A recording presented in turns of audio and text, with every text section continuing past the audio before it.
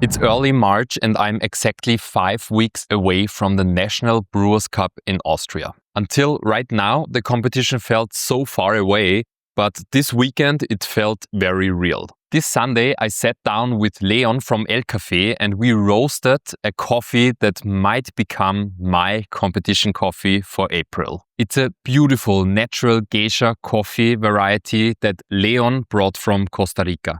I have never roasted coffee before, but this weekend, Leon and we roasted this coffee on the Nucleus Link roaster and had our first try with the coffee, how it tastes in a cup. And if I'm presenting a coffee to judges, I really want to understand the coffee, to learn about it, how it's roasted, and how to prepare it to get the most out of it. This weekend, I learned a lot about power curves, about roast development, and about the first crack of beans when it's roasted. And I wanted to share this with you guys. The competition is already in 5 weeks, so the time to play with different beans, processes, and brewing methods is completely over. Now, in the next 5 weeks, I really need to focus on recipe development, learning my presentation, and also, again, focus on a lot of compulsory training. So 4 to 5 weeks with a competition coffee is already very little time because I need to learn more about the coffee, how it behaves in different aging stages, how to roast it, how to brew it. So this will be really tough 4 weeks from now. Right now, I have a lot of different options for a competition coffee. I have 5 different options from Aga, from Sheep and Raven, competition coffees that we also roasted this Sunday with Leon. I got 6 samples of competition coffees from Ivica, from Coffee Circular. And then I have the huge batch of Costa Rica Natural Geisha that Leon brought with him himself from Costa Rica. He took this coffee directly from the farm, from a fresh harvest, and brought it to Austria with a plane. And he nearly lost the coffee in the US because when he landed and he was in transit to the next plane going to Austria, they wanted to take the coffee away from him because he was not allowed to enter with it. He managed and the coffee arrived safely and we roasted it this Sunday and it was actually pretty amazing learning more about roasting and also tasting this coffee that traveled so far with Leon. So just some more details about the coffee that Leon brought directly from Costa Rica. It's from Tarrazú. The producer is Roberto Mata and it's a geisha variety. It's a microlot called Las Nubes. And it's grown at 1,950 meters above sea level. And it's a natural geisha, and it's called a natural Reposado process. What exactly that means, I still need to find out if I choose it as my competition coffee. I already really like the story about this coffee, how it got here, and about the support from Elkaffee. The other samples I got, for example, from Aga, I don't know anything about these coffees. I just got green coffee bean samples with one name on them to reference them, but I don't know anything else. I don't know the origin, the variety, or the taste descriptors, or process, or anything else. So I really have to trust my feeling and my taste if I want to choose those as my competition coffees. Actually, I really like this approach, not knowing anything about these different competition coffees. So I can just taste them. I can try to find my own taste descriptors and to decide for a coffee that I really like and love without being biased from origin, variety, taste descriptors that somebody else tasted. So I can really try to trust my own gut and to choose a coffee I love and I would love to bring to the stage at the competition. Now let's take a look at the roasting. Leon spent a full February in Costa Rica at different coffee farms with Elkaffee and they import different kinds of coffees and he also brought this wonderful competition coffee for me that we roasted right here this Sunday. He also brought the Nucleus Link roaster which made it quite easy to get really good results in a very short time. The roasting of this natural geisha from Costa Rica we approached with 2 different profiles from Nucleus. The first was the Filter E profile and the other one was the World Brewers Cup profile from Martin Wölfl. We were aiming for a development percentage of about 10 to 11% for the roasting. But actually we made some mistakes on the way. Some roasts really turned out great, but others didn't. And we just figured out why this is. And we were tracking the first crack. And when you don't reach the first crack at a certain time for this roasting recipe, then the development time after that is completely off. So you might over or underdevelop some coffees. And this is exactly what happened to us. So we learned a lot about how to dial in the Link roaster. There is also a great video online from Link how to use the advanced dial in after you roasted the first time and know when the initial first crack appeared. Then you can adjust the variables for the next roast. So this is what I just learned this week. And we will approach for the next roasts of the Costa Rica Geisha, at least. We also roasted the samples from Aga, from Sheep and Raven, and these 5 coffees turned out great as well.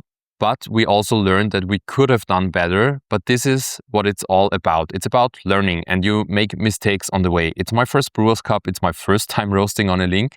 So yes, I could have done way better, but now I know that you have to use the advanced dial-in option. And I also learned that the density of the beans is very important. When roasting with a Link roaster, you always measure the density of the beans, and you can't just use the same profile with the same adjustments for different coffees. At least you have to adjust it to the density of the beans, and you should try to aim for the first crack in a certain time period that is recommended from the Link tools. In this way, when you trust the app and approach it with a certain timings that they give you, then you have the best results in just 1 to 2 or 3 roasts. And I guess with a little more experience, you know how to adjust it even better. And this is what I learned in this period. So for the next time roasting, I learned I have to focus way more on the density of the beans and approach it in a way that I can hit the first crack timings. So what surprised me the most is that you can drink these coffees straight out of the roaster. You don't have to wait for aging. You can already try them straight after they were roasted. I tried 2 things. I tried to pre-ground some of the coffee and let it rest for a few hours before brewing. This worked really well to degas the coffee. But we also tried to brew it straight out of the roaster. And you could already get a really good picture of what the coffee brings to the table. So we did 3 batches of the Costa Rica coffee because we had a lot of coffee here to roast. So we did 3 batches, 3 different ones with different profiles and settings. And what was very interesting is that some of them were underdeveloped. I never really tried underdeveloped coffees before, but they get very green and they taste like vegetables. But still, we also had some really great results with this coffee already, and it tasted really interesting. I tried to note the flavors of these coffees in the descriptive form of the SCA, so I can compare it in some way and find a decision for my competition coffee. And then we also roasted these 5 samples from Aga, from Sheep and Raven, and they turned out quite differently. Some of them we hit very well with the first crack and in a certain development range. But for some, it was really hard to evaluate them because I didn't quite hit them. And it's very sad that I cannot really evaluate all of the coffees equally because I just didn't have enough experience with this roaster. But this happens. And when tasting these coffees, I try to take that into account, that they are not roasted perfectly and that they might express themselves even better after some time resting, but also approaching them with different roast curves. And some of them were really, really interesting. They have a lot of nice bright acidities, these different coffees, but I can't talk about all of them. But I have one.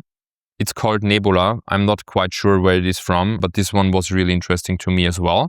But it had something that I don't want to bring to the stage. It had something that was a little boozy in the end, especially when cooling. So is probably a fermented coffee. I can't really say much more because it might be some new fancy processing. But for myself, the first thought was of an anaerobic process with some funky flavors that were more pronounced when the cup was cooling. Another coffee that was very interesting for me, it is just labeled as black honey. This one tasted very clear for me. It didn't have very much of fermented flavors, but it was quite delicate and nice to drink. It reminded me on really high quality washed coffees.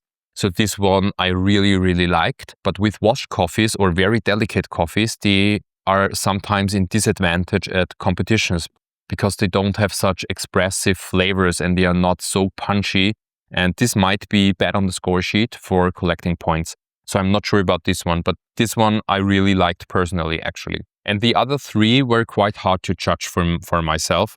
So they wouldn't be in the closer range with the other coffees I got. I had a huge roasting issue with one of them. It was the El Ple, it's called.